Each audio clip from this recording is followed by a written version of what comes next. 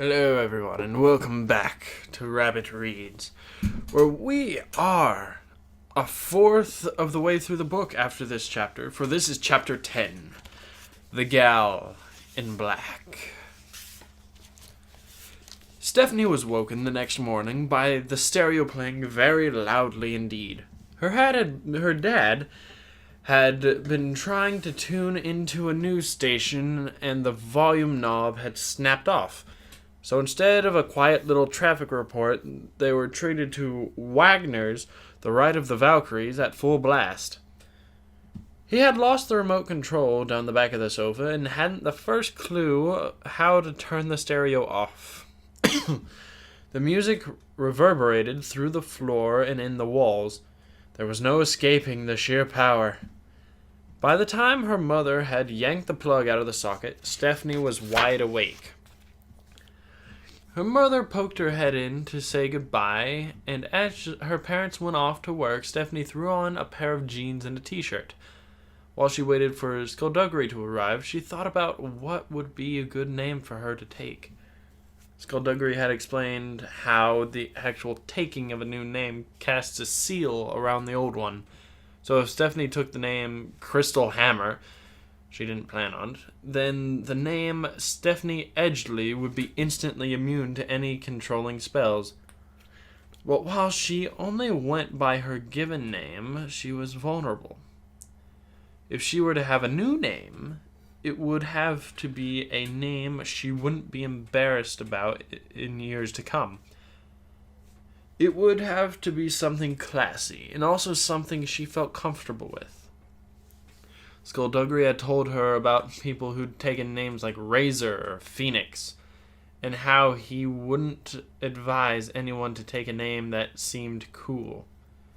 He'd once been introduced to a woman who had put on a little weight over the ears, and her hair had been a bit windswept, and she had spinach in her teeth. He was told her name was Jet. Jet did not suit this woman. The same way Razor didn't suit the short, fat man who took that as a name. Stephanie looked up from her desk as Skulduggery knocked on the window. She opened it. "I thought girls were supposed to be tidy," he said as he peered in. Stephanie kicked some underwear under her bed and ignored the comment. "You okay out there?" "I've been perched on worse roofs, believe me." "My parents have gone to work, you know. You could have used the door." "Doors are for people with no imagination." "Are you sure no one saw you? The last thing I need is for a neighbor to be passing by and see you climbing up the side of the house." "I was careful, don't you worry. And I have something for you." He gave her a short piece of chalk. Thank you," she said slowly. "Go to your mirror." "I'm sorry." "Go to your mirror and draw this symbol on it." He handed her a small card that showed an eye in a circle with a wavy line through it. "What's this for?" "It's to help you. Go on." She frowned, then went to the mirror. "No," Skulduggery said. "A full-length mirror. Do you have one?" "Yeah," Stephanie said, still with no clue why she was doing this. She opened her wardrobe and used the chalk to copy the symbol onto the mirror on the other side of the door. When she was done, she handed the card and the chalk back to Skulduggery. He thanked her, put them away, then looked at the mirror. "Surface speak, surface feel, surface think, surface real." He looked at her again. "Could you wipe the symbol off now, please?" "What's going on? What are you doing? Did you just cast a spell on my mirror?" "Yes. Could you wipe the symbol off, please?" "Well, what does the spell do?" she asked as she used her sleeve to erase the chalk. "You'll see," he answered. "Are you wearing a watch?" "My watch broke. I wore it swimming. I thought it was waterproof." "Was it?" "As it turned out, no." "Why do you need to know the time?" "Oh, I don't." "Touch the mirror." She narrowed her eyes. "Why?" "Touch it." Stephanie hesitated, then did as he said and reached out, touching her fingers slightly against the mirror. But when she pulled back, her reflection did not. She watched in amazement as her reflection blinked, as if awakening from a trance, then dropped its arm to its side and looked around. Then very slowly, it stepped out through the mirror. "Oh my God," Stephanie said, moving back as the reflection joined her in the room. "Oh my God," she said again, but because she couldn't think of anything else to say.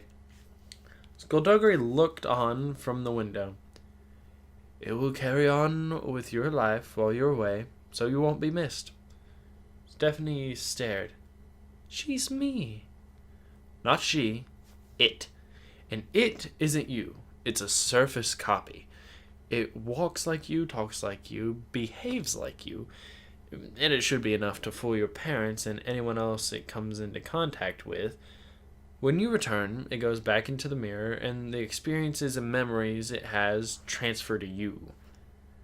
So I can be in two places at once?" "Precisely. It can't spend too long in other people's company, or they'll start to notice that things aren't quite right. And it would never fool a mage. But it is ideal for your needs." "Wow." Stephanie peered closer at the reflection. "Say something." The reflection looked back at her. "What would you like me to say?" Stephanie laughed suddenly, then clapped a hand over her mouth. "You sound just like me," she said through her fingers. "I know." "Do you have a name?" "My name is Stephanie." "No, a name of your own." Skulduggery shook his head. "Remember, it's not a real person. It has no thoughts or feelings of its own. They're all imitations of yours. It's your reflection. That's all it is. Operating instructions are as follows. It cannot change out of the clothes you were wearing when you cast it, so make sure you're not wearing anything with a logo or insignia. They'll come out backwards. Make sure you're not wearing a watch or a ring. They'll appear on the opposite hand. Apart from that, it's pretty simple." "Wow." "We should go." She turned to him, frowning. "Are you sure they won't realize it's not me?" "It'll stay out of other people's way for the most part, and try to avoid any long conversations. Even if your parents corner it and bombard it with questions, they'll just think you're acting strange." Stephanie chewed on her lip, then shrugged. "I suppose jumping to the conclusion that it's my reflection come to life is a bit unlikely. You'd be surprised how many things we get away with that fall into the category of unlikely. You ready to go?" "I suppose I am." "Do you want to leave by door or window?" "Doors are for people with no imagination." Stephanie grinned and joined Skulduggery on the windowsill. She took one look back. The reflection was standing in the middle of the room, perfectly still. "Bye," Stephanie said. "Bye," the reflection responded and tried to smile for the first time. It looked kind of eerie. Stephanie climbed out and hung on to Skulduggery as he jumped, displacing the air beneath them to act as a cushion.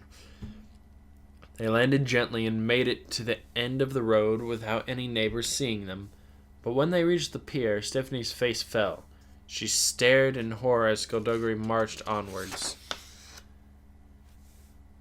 "Well, what the hell was that?" she demanded. "Wait. It's my car," Skulduggery answered, leaning against it with his arms folded. The sea breeze ruffled his wig beneath his hat. She stared at him, at the car, then at him again. "What happened to the Bentley?" she asked. His head tilted. "I don't know if you noticed, but it was ever so slightly dinged." "And where is it now?" "It's getting fixed." "Right, that's a good answer. Fixed is a good answer. But I don't know. I'm kind of drawn back to my original question. What the hell is that?" Skulduggery was leaning against a canary yellow hatchback with a lime green seat cover. "It's my replacement car," he said proudly. "It's hideous." "I don't mind it, actually." "Well, you're wearing a disguise, so no one will recognize you anyway." "That may have something to do with it. When will the Bentley be fixed?" That's the nice thing about living in our world of magic and wonder. Even our most extreme car repairs make it happen less than a week. Stephanie glared at him. "A week?" "Not a week," he said quickly. 6 days. Sometimes 5. Definitely 4. I'll call him, tell him I'll pay the extra. She was still glaring. "Day after tomorrow," he said quietly. Her shoulders sagged. "Do we really have to ride around in this?" "Think of it as an adventure," he said brightly. "Why should I do that?" "Because if you don't, you'll just become really, really depressed. Trust me. No, now hop in." Skulduggery hopped in. Stephanie dragged her feet around to the other side and more kind of fell in. She squirmed down in the lime green seat as much as she could as they drove through Haggard. There was a parcel in the back seat, wrapped in brown paper and tied with a string. Besides that was a black bag. "Is that the gear for breaking into the vault?" she asked. "Is that where we're going?" "Well, to answer your first question first, yes. That bag contains all the equipment needed for a beautifully executed break-in. To answer your second question, no. That is not where we're going. Before I get to introduce you to the life of crime, I get to introduce you to the Elder Mages." "Crime sounds more fun." "As indeed it is, though I would never condone crime in any of its forms. Except when I do it, naturally." "Naturally. So why are we delaying the fun? What do these Elder Mages want?" "They've heard that I've been dragging a perfectly nice young lady into all manners of trouble, and they want to admonish me for it." "Tell them it's none of their business." "Well, while I do admire your moxie..." "What's moxie?" I'm afraid that won't work too well with these fellows.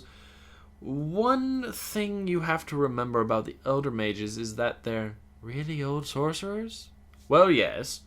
"Worked that out all by myself." "You must be so proud." "Why do you have to report to them? Do you work for them?" "In a way. The elders pass the laws, and they have people who enforce the laws, but there are only a few of us who actually investigate the breaking of those laws. Murders, robberies, a couple of kidnappings, the usual. And while I may be a freelance, most of my work and my money comes from the elders." "So, if they want to wag their fingers at you..." "I have to stand there and be wagged at." "So, why do they want me to be there? Aren't I the innocent young girl being led astray?" "See, I don't really want them to view you as the innocent young girl. I want them to view you as the rebellious, insubordinate, troublesome tearaway who has made herself my partner. Then maybe they'll take pity on me." "Wait, do they even know I'm coming with you?" "No. But they like surprises. Almost always." "Maybe I should wait in the car." "In this car." "Ah, good point." "Stephanie, we both know something serious is going on. But as yet, the elders have refused to consider that their precious truce might be in jeopardy. "And why would they believe me and not you?" "Because I go to them loaded with baggage. I have a history and, some might say, an agenda. Besides, the tales of horror are always more effective coming from a lady." "I'm not a lady." He shrugged. "You're the closest thing I've got." Skulduggery had another surprise for her. As they drove, he pulled into a fast food place and nodded to the parcel in the back seat. "What's that?" What do you think it is? It looks like a parcel. Then that's what it is. But what's inside it? If I tell you, I deprive the parcel of the whole reason to be. She sighed. And what is its reason to be? To be opened, of course, and to reveal what it's holding. You're so annoying, Stephanie muttered, reaching back and taking the parcel. It was soft to the touch. She looked at Skulduggery. The clothes? I'm saying nothing. Ghastly made the clothes already. I didn't think he was going to make them at all. Not after, the argument. Skulduggery shrugged and started humming. Stephanie sighed, then took the parcel. She got out of the yellow car and walked into the fast food restaurant, making her way to the toilets at the back. Once secured inside the cubicle, she pulled open the string and the parcel unfolded before her. It was the clothes. They were the deepest black, made of a material she had never seen before.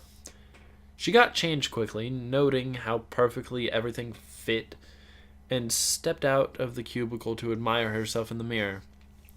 The trousers and the tunic, a sleeveless garnet with silver clasps, were pretty good by themselves, and the boots fit as though she'd been wearing them for years. But it was the coat that completed the picture. 3/4 length, shaped especially for her, made of a material so black it nearly shimmered. She resisted the temptation to leave her other clothes in the toilet, but instead wrapped them in the brown paper and left the restaurant. Surprise, Skulduggery said when she was back in the canary car. It's the clothes. She looked at him. You're so weird. 20 minutes later, they were walking to the Waxworks Museum. The building was old and in dire need of repair, and the street wasn't much better. Stephanie didn't say a word as they paid and went wandering through the dark corridors, surrounded on both sides by imitation celebrities and fictional characters. She had been here 2 or 3 times as part of a school trip when she was younger, but couldn't see the point of visiting now. They hung back from a small group of tourists until they were certain they were alone, and only then did Stephanie say something. What are we doing here? We're here to visit the Elders' Sanctuary, Skulduggery replied. And are the Elders made of wax? I like coming here, he said, taking off his sunglasses and ignoring her question. It's very liberating. He took off his hat and wig, pulling the scarf from his neck. Stephanie looked around nervously. Aren't you afraid someone might see? Not in the slightest. Well, maybe we should go talk to the elders then. Good idea. Skulduggery moved to one side of the corridor and traced his hand over the wall. Where is it? He muttered. Bloody idiots keep changing it. The tourists came back around the corner, and Stephanie went to drag Skulduggery out of sight, but it was too late. They had already seen him. A small American boy left his parents' side and walked right up to Skulduggery. Skulduggery was frozen to the spot. Who's that meant to be? The boy asked, frowning slightly. Stephanie hesitated. Now the entire tour was looking at her, including the tour guide. This is, Stephanie said, racking her brain for a likely-sounding explanation. This is Sammy. This is Sammy Skeleton, the world's worst detective. Never heard of him. Oh, never heard of him, the boy said, giving Skulduggery's arm a poke. He shrugged and lost interest, and Stephanie watched the tourists carry on. When they were out of sight, Skulduggery swiveled his head to her. World's worst detective? He asked. She shrugged and hid her grin, and Skulduggery harumphed good-naturedly. Harumphed good-naturedly, and went back to running his hand along the wall. He found what he was looking for and pressed inward. A section of the wall slid open to reveal a hidden passage. Wow, Stephanie said. The sanctuary is here. I used to come here when I was little. Ever knowing that beneath your feet was a world of magic and wonder. Exactly. He tilted his head slightly. Better get used to that feeling.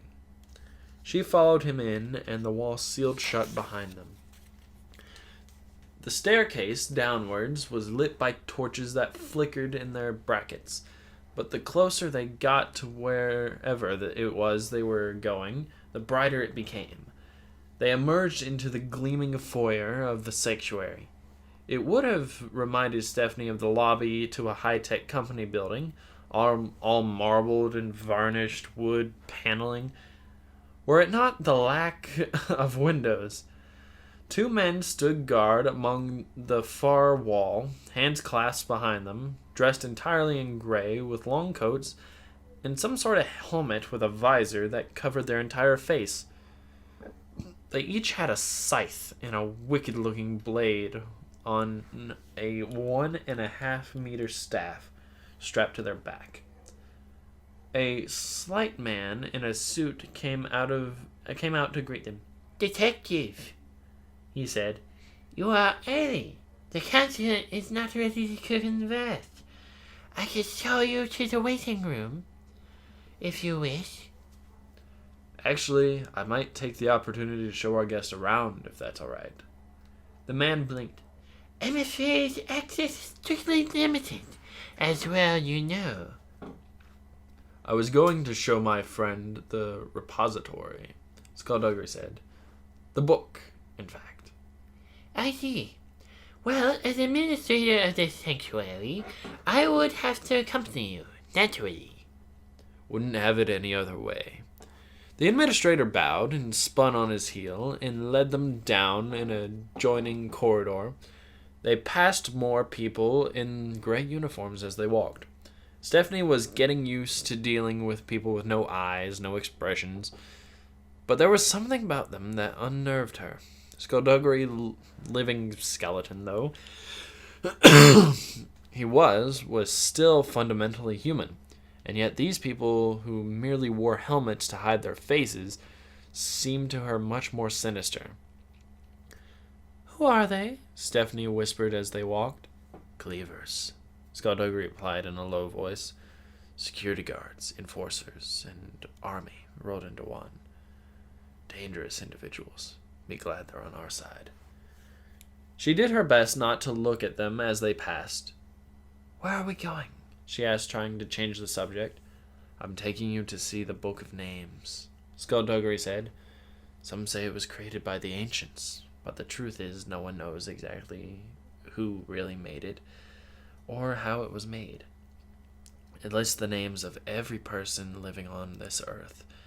The given name, the taken name, when and if a name is taken, and the true name. Every time a baby is born, a new name appears in its pages. Every time someone dies, their name fades away."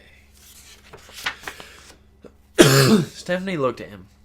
"So my true name is in that book, as is mine, as is everyone's."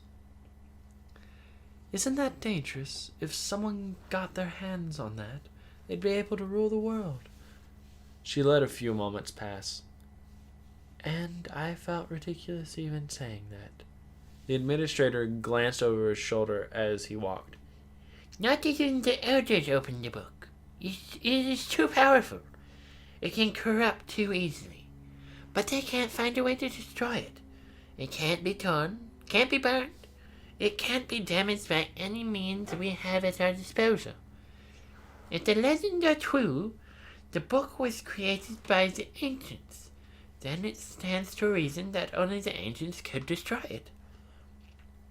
The elders, for their part, see it as their responsibility to protect it, to keep it away from prying eyes." They reached a set of double doors. The administrator waved his hand, and the heavy doors swung slowly open.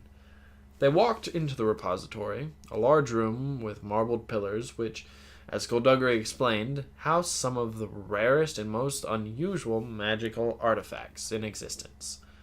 They passed row upon row of shelves and tables, on which lay items so bizarre they defied description. The administrator pointed out one of the strangest of them, a two-dimensional box that held wonders to sate the most jaded appetites, but which only existed if approached from the right angle. In contrast to this, Clutter, however, was the center of the room, which was empty, save for a pedestal, and on that pedestal, a book. "That's the Book of Names," Stephanie asked. Yes, it is. The administrator answered. "I thought it would be bigger." It's as big as it needs to be. No more, no less. "And it's okay to leave it out in the open like that?" It's not as valuable as you might think. When it was placed here, the security arrangements did cause the elders some concern. How would it be protected? Guards can be overcome, a locked door can be unlocked, a wall can be broken, a shield can be pierced. So what? They decided not to bother. Actually, they came up with a most ingenious defense. Willpower. Sorry? The book is protected by the will of the elders. Stephanie wasn't sure if he was joking or not. See for yourself, The administrator said. Take the book. Me? You won't be harmed. Stephanie glanced at Skulduggery, but he gave no indication as to what she should do. Finally, she just turned and started walking towards it. Her eyes darted from one side of the room to the next. She thought about trapdoors and immediately started examining the floor. She walked on. What form did willpower take? She hoped it wasn't bullets or anything painful like that. She was mildly annoyed that she was even doing this, walking right into whatever trap the elders had set up, and doing so willingly. For what? To prove a point that that it wasn't even hers? She didn't even want to take the book. The whole thing was ridiculous. She glanced back, saw the administrator standing there with a placid expression on his face, obviously anticipating whatever was about to happen, whatever was going to pop out in front of her to stop her from taking their precious book. She stopped walking. If he wanted the book, he could get it himself. She turned and walked right back. The administrator peered at her. You didn't take it, he said. Stephanie forced herself to remain polite. No, I didn't, but I'll take your word for it that it's well protected. When you started walking, you wanted to take the book, yes? I suppose so. And why didn't you? Because I changed my mind. Because you didn't want to take it anymore. Well, yes, so? That is the will of the elders. No matter how badly you want that book in your hands, the closer you get to it, the less you want it. It doesn't matter if you want it for yourself, if you want it because you were ordered to take it, or because your very life depends on it. With every step you take, your indifference towards the book increases, no matter who you may be or what power you may have. Even Meritorious himself couldn't get close to it. Stephanie looked at him, taking it all in. Finally, she had to say it. There was no way she couldn't. That's very impressive. It is, isn't it? The administrator turned his head a little, as if hearing something. The council is ready for you now. Please come this way. They walked into an oval-shaped room and stood facing a large door. There was only one light source, from somewhere overhead, and the edges of the room remained in relative darkness. The elders will be but a moment, the elder said, and walked quietly away. They always do this, Skulduggery said. Keep the people waiting. My headmaster does that sometime. Whenever someone's called to his office, he thinks it makes him look important. Does it work? It makes him look late. The door ahead opened, and an old man entered. He had short white hair and a tightly cropped beard, and he was tall, taller than Skulduggery. He wore a suit the color of granite, and as he walked, Stephanie became aware of the shadows to his right. They seemed to shift and stretch alongside him, and she watched as more of them reached over from the corners to the room to join the mass. The shadow suddenly rose up from the floor and melted into an elderly woman in black. She fell into beside the man, and their footsteps slowed as they neared. A third person faded up from nothing, materialized right out of thin air on the other side of the tall man. He looked a little younger than the others, as he wore a sky blue suit, the jacket of which was struggling to contain his hefty paunch. Stephanie looked at the elder mages, and the elder mages looked at Stephanie. "Skulduggery," the tall man said eventually, his voice deep and resonant. "Trouble follows you in your wake, doesn't it?" I wouldn't say it follows, Skulduggery answered. "It's more kind of sits around and waits for me to get there." The man shook his head. "This is your new partner, then?" "Indeed it is," Skulduggery answered. "No taken name?" "No." "That's something, at least." The man shifted his focus to Stephanie. "I am Eachin Meritorious, Grand Mage of this council. Beside me are Morrowina Crow and Sagittarius Tome. Can I assume, because you have not yet picked a name, that you do not intend to involve yourself in our affairs for very much longer?" Stephanie's throat was dry. "I'm not sure." "See," Skulduggery said, insubordinate. "You have been placed in dangerous situations," Meritorious continued. "Surely you would prefer to go back to the safety of your normal life." "What's so safe about it?" "Ah," Skulduggery chimed in, "rebellious." "I mean," Stephanie continued, "I could get knocked down crossing the road tomorrow. I could get mugged tonight.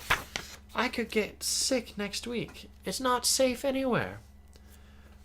Meritorious raised an eyebrow. "While this is true, in your normal life you never had to deal with sorcerers and murder attempts." The elders were gazing at her with interest. "Maybe," she admitted, "but I don't think I can just forget all this." Skulduggery shook his head sadly. "Troublesome." The woman Morrowing Crow took over. "Detective, you have petitioned the council on numerous occasions concerning a supposed threat to the truce." "I have." "And yet you have failed to produce evidence." "This girl standing beside me is my evidence," Skulduggery said. "Twice she has been attacked, and twice her attacker has been after a key." "What key?" asked Sagittarius Tome. Skulduggery hesitated. "Mr. Pleasant?" "I believe the attacker's master to be Serpine." "What key, detective?" "If Serpine is ordering attack on civilians, this is a clear breach of the truce, and the council has no choice but to—" "The key, Mr. Pleasant! What does it open?" Stephanie glanced at Skulduggery's inscrutable visage and thought she could detect hints of frustration in the small movement he was making. "I believe the key will lead Serpine to the recovery of the scepter of the ancients." I never know when you're I never know when you're joking, Skulduggery, Meritorious said, starting to smile. "I hear that a lot." "You are aware that the scepter is a fable."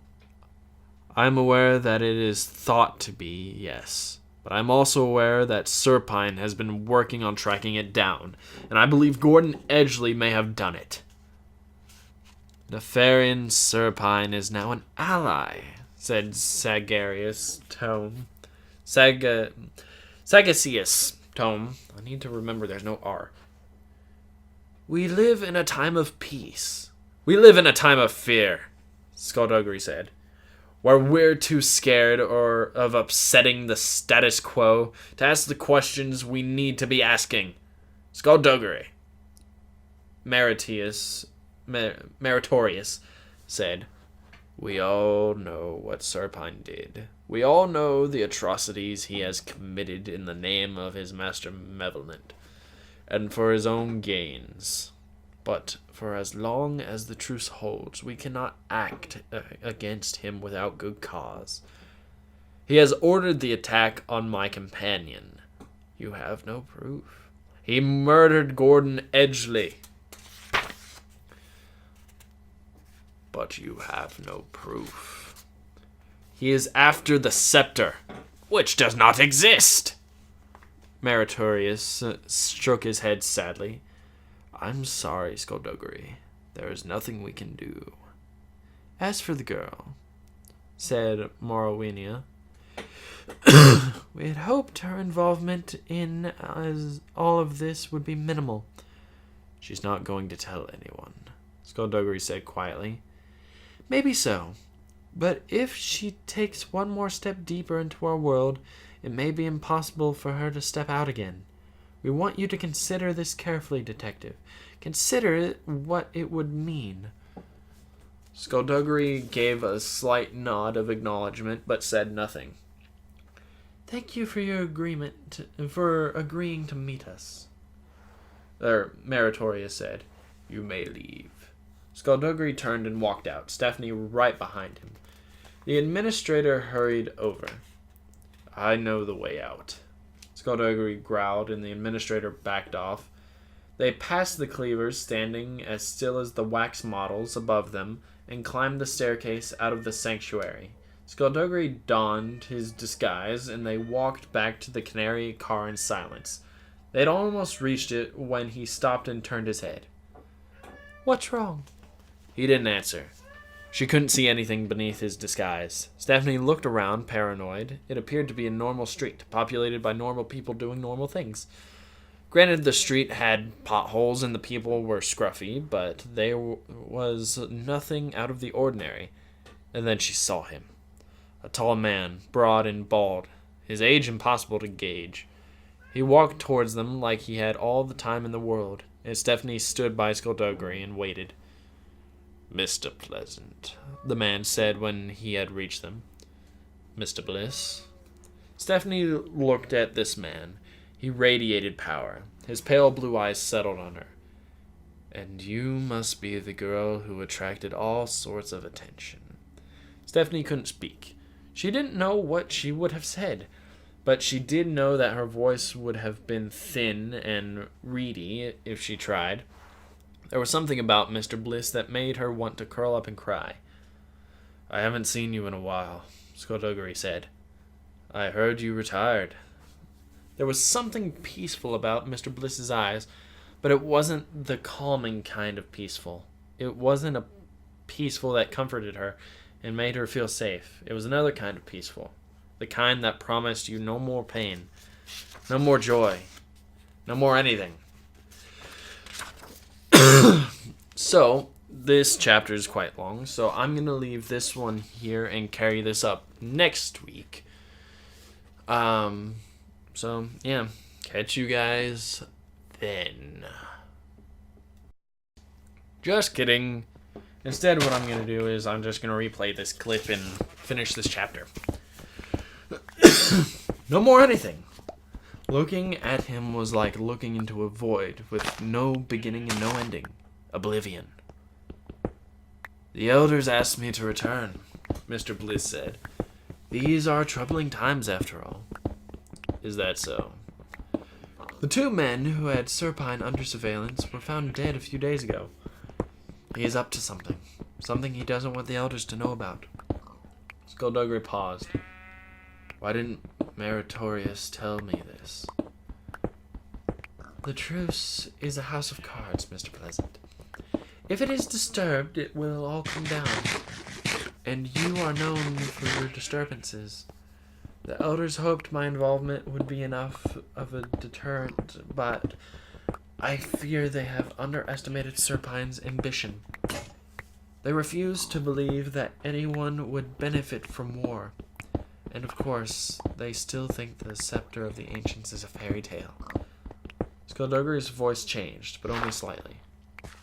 You think the scepter's real? Oh, I know it is. Whether it can do everything the legends claim, that I do not know.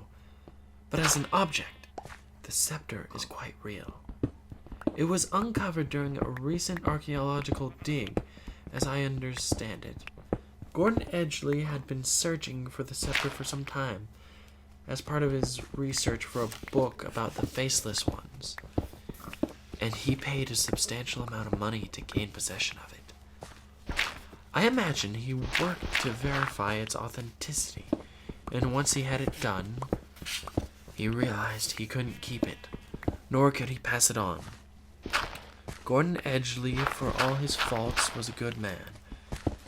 And if there was a chance that it did have the destructive capability we've all heard about, he would have felt that the scepter was too powerful for anyone to possess. Do you know what he did with it? Stephanie asked, finding her voice at last. I don't. But you think Serpine is willing to risk war? Skulduggery asked. Mr. Bliss nodded. I think he views the truce as having outlived its usefulness, yes. I imagine he has been waiting for this moment for quite some time. When he can seize all the power and plunder every secret and invite the Faceless Ones back into the world. You believe in the Faceless Ones? Stephanie asked. I do. I grew up with those teachings, and I have carried my faith through to this day. Some dismiss them. Some view them as morality tales. Some view them as stories to tell children at night. But I believe that once we were ruled by beings so evil, even their own shadows sheed away from them. And I believe they have been waiting to come back to punish us for our transgressions. Skulduggery cocked his head. The elders would listen to you. They are bound by their rules. I have learned what I can, and I have passed it on to the only person who would know what to do with it. What you do next is up to you. With you on our side, Skulduggery said, things would be a lot easier. A small smile appeared on Mr. Bliss's face. If I have to act, I will. Without even a good day, Mr. Bliss turned and walked away. They stayed where they were for a few moments, then got in the canary car, and Skulduggery pulled away from the curb. They drove for a bit before Stephanie spoke. He's kind of scary. That happens when you rarely smile. Mr. Bliss is physically the most powerful individual on the face of the planet. His strength is beyond legendary. So, he is scary. Oh yes, very much so. He drove on and settled into silence. Stephanie let a few moments drift by. What are you thinking? Skulduggery gave a shrug. Lots of clever little things. So do you believe that the scepter is real? It certainly looks that way. I suppose this is a big deal for you, huh?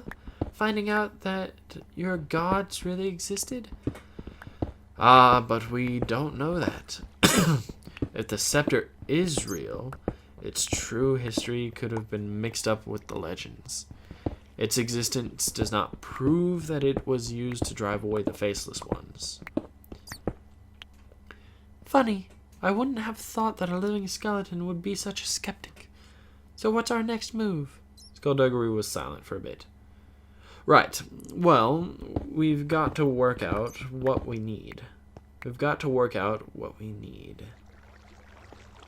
how we get it and what we need to get what we need. I think I actually understood that, Stephanie said slowly. The car went over a bump. No, it's gone again. We need to find the elders to take action. So we need proof that Serpine has broken the truce. We need to find the scepter, and we also need to find out how to destroy the scepter. Okay, so how do we do the first one? Well, we get proof once we find the scepter. And how do we find the scepter? We find the key. And how do we destroy the scepter? Ah, he said. That'll be the little bit of crime that we'll have to embark on. Crime? Stephanie said with a smile. Finally! Alright, that is the end of chapter 10. And we are now a fourth of the way through Skulduggery Pleasant, book 1. So they seem to be embarking into a bit of crime. And apparently the chapter name, The Gal in Black, was referring to Stephanie. Which makes sense, but anyway, that's the end of the chapter. So I'm gonna leave this one here. So thank you guys so much for listening to this one. If you liked it, you know what to do. Keep things crazy, and I'll see you guys in the next one.